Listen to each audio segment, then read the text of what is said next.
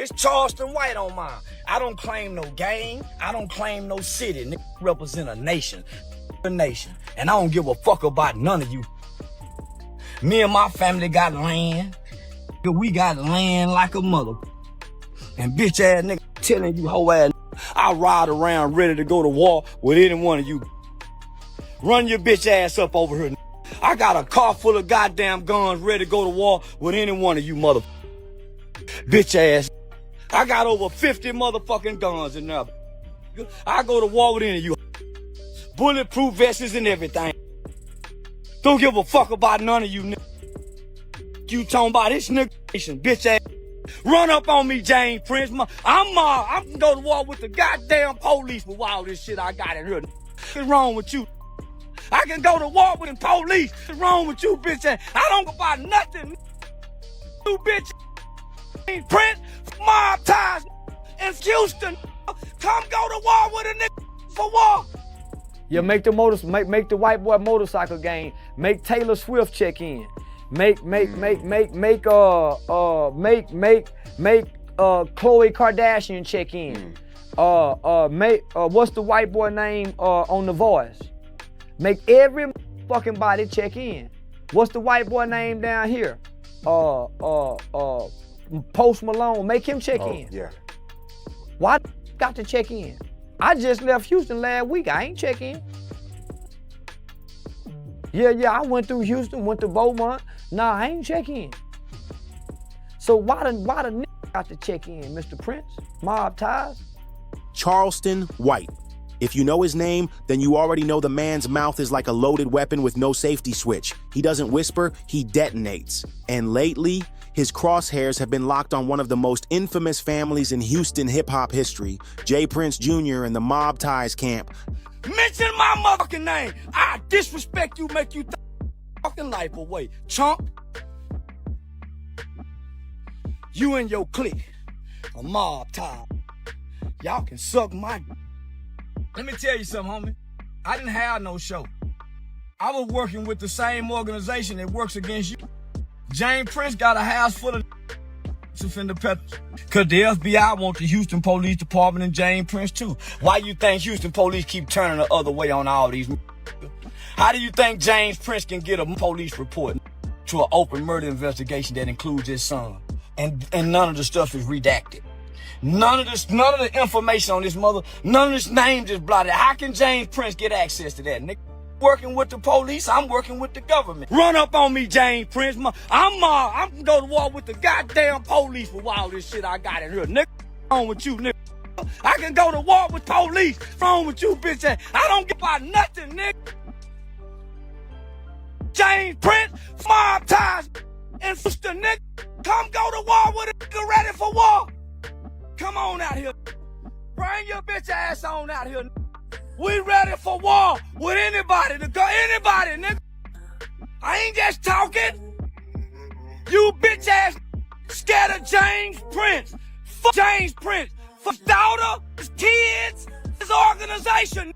If you a mob, I'm a nation. Now, this beef ain't some overnight Twitter spat. This is years of tension bubbling under the surface, years of street whispers, and years of Charleston poking at wounds most folks wouldn't even dare mention. But today, that tension has officially hit a boiling point, because here's the thing about Charleston. He doesn't do light jabs or subtle shade. When he feels disrespected, it's not just a clapback. It's a scorched earth campaign designed to embarrass you, expose you, and bury your reputation in real time. And he doesn't do it anonymously like some troll hiding behind a profile picture. Charleston says your name, calls out your crew, and laughs at the so-called street politics that the industry's gatekeepers swear by. Everybody got to check in, y'all.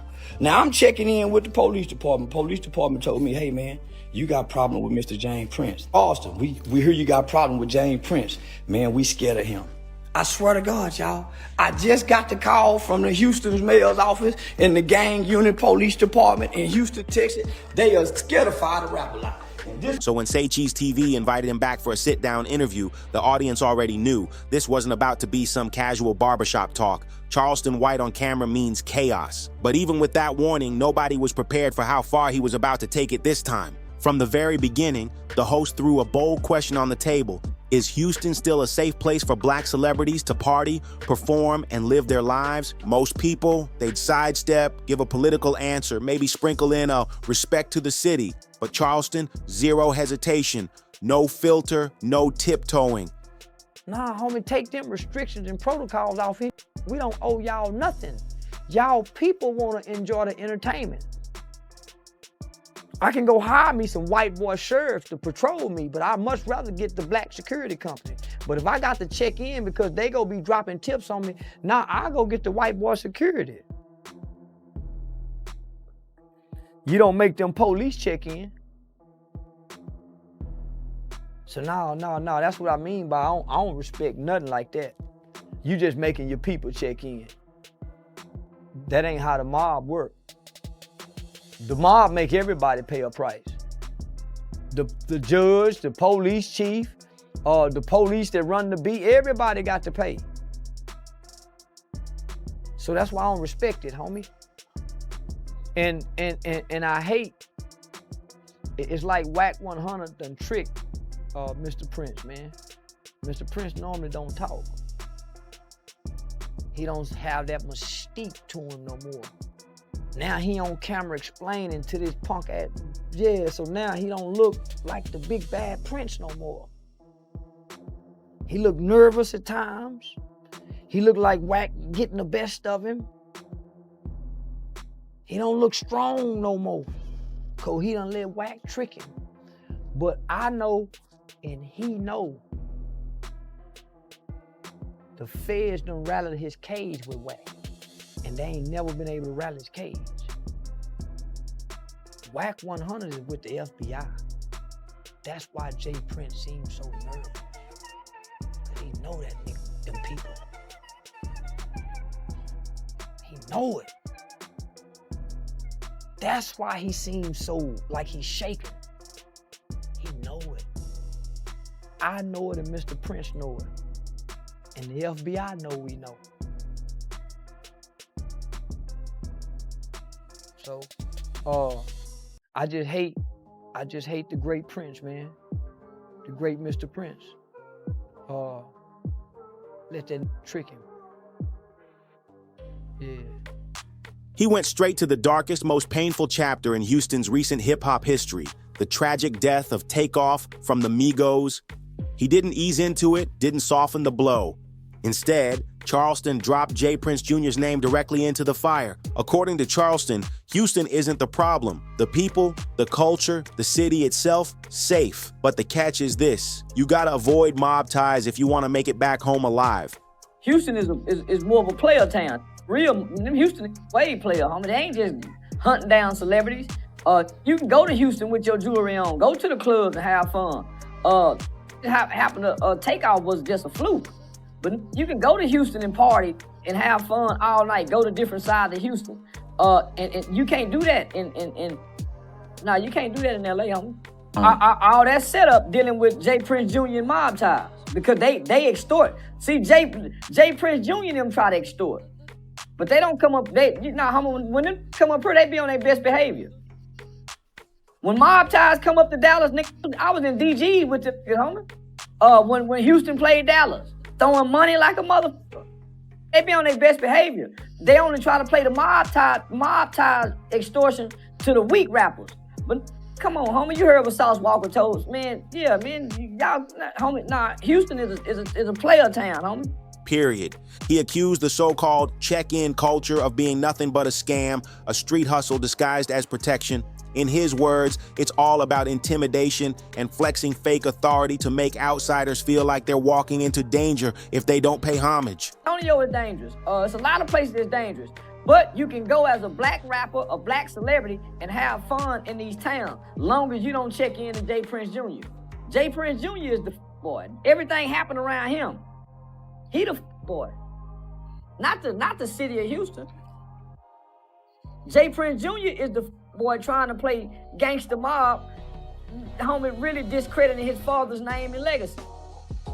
Cause he private kid school, so why would you check into the private school? Private school, homie.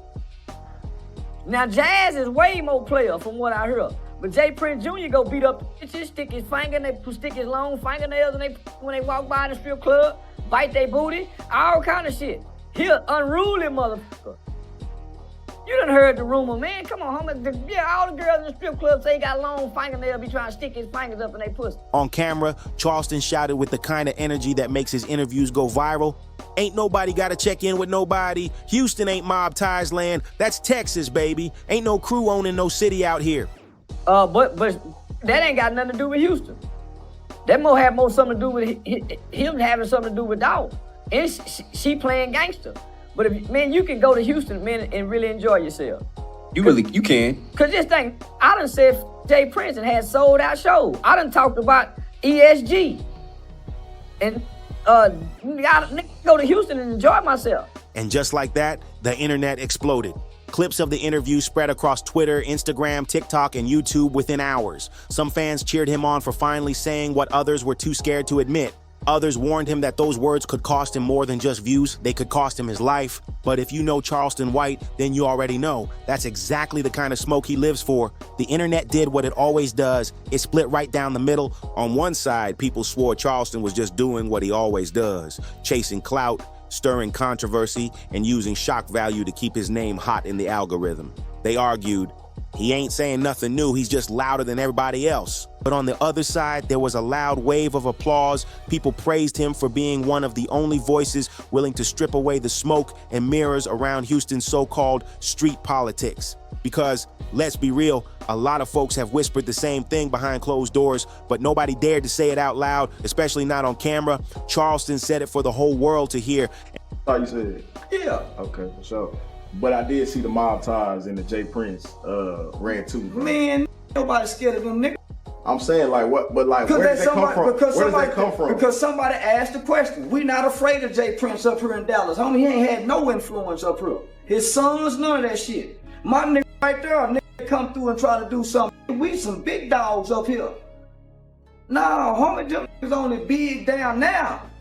Mob ties don't exist up here because when the police kill some, where's mob ties? When we need murder solved in the community and these babies, where is mob ties? When the women is getting beat and raped, where is mob ties, homie? Where's mob ties for the community program? Fuck mob ties. Harder we working for these kids up here. Don't bring no motherfucking mob ties up to me, nigga. Them niggas don't do a goddamn thing. And just when people thought he was done, Charleston doubled down. He dropped the claim that left the entire interview room frozen. He said flat out that Jay Prince Jr. was there the night Takeoff was killed. And not only was he present, but according to Charleston, he walked right past Takeoff's lifeless body like it was nothing. Let that sink in. Charleston leaned in and asked the question that sent shockwaves across social media. How you gonna act like you cared later when you ain't even stopped to help, didn't even kneel down, didn't even flinch? That line right there had people sitting bolt upright. Twitter went crazy. TikTok ran clips back to back. YouTube channels started dropping breakdowns of the footage from that night. Frame by frame, zooming in on every detail. The conversation shifted from Charleston just being messy to Charleston possibly exposing a truth nobody wanted to touch. Yeah, I don't think they mob ties is mob ties. It's rap-a-lot ties, you know. But they ain't got no mob to move nothing in America. They can't persuade no judge like the real Italian mafia can. They ain't got no construction contracts like the real mob ties in New York has with the unions and no. They just playing gangster like the niggas playing. Jay Prince is a mogul, but he don't have a mob and he not a mafia.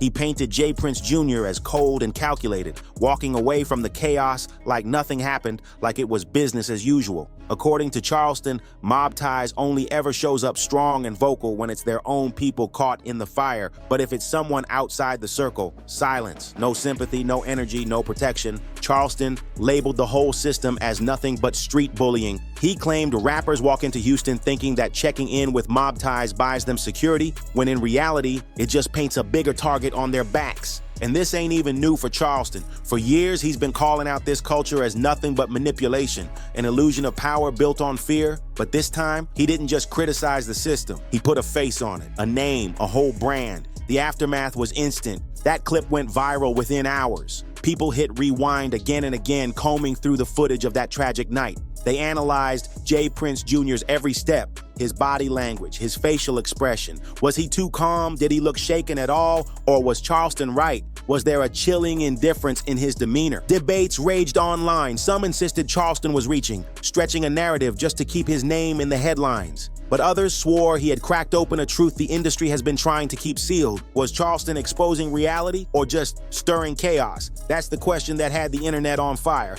And you already know, the second J. Prince Jr.'s name gets thrown into the mix, the internet turns into a straight-up war zone. One user tweeted, "If checking in gets you killed anyway, why even do it?" Another chimed in, "Charleston's reckless, but he ain't lying." Before long, fans were tagging celebrities left and right, warning them, "Don't check in with nobody." The whole idea of gatekeeping a city shattered, torn apart. Charleston's voice didn't just echo, it shook the entire scene. Love him or hate him, he forced a conversation that the culture has been tiptoeing around for years. He dragged it out into the open, raw and unfiltered, but let's be clear, J. Prince Jr. himself has yet to clap back. No official statement, no interview, no long post, but if you know how Mob Ties operates, then you know this silence might not mean peace. Behind the scenes, this could get real messy, real fast. Pride, image, legacy, and street politics are all tied up in this story, and Charleston White just kicked the hornet's nest with steel-toe boots. And backing down, that's not in Charleston's vocabulary. If anything, he's practically daring them to respond. Now the world is watching, the industry is watching, and you're watching. Because at the end of the day, Charleston White doesn't just throw shots, he makes headlines. Yo, I got the full unedited clip right here. You need to see this for yourself. Please share this video with someone who needs to hear the real. Hit that subscribe button so you don't miss the next drop, and leave a comment to let us know where you stand. See you in the next one.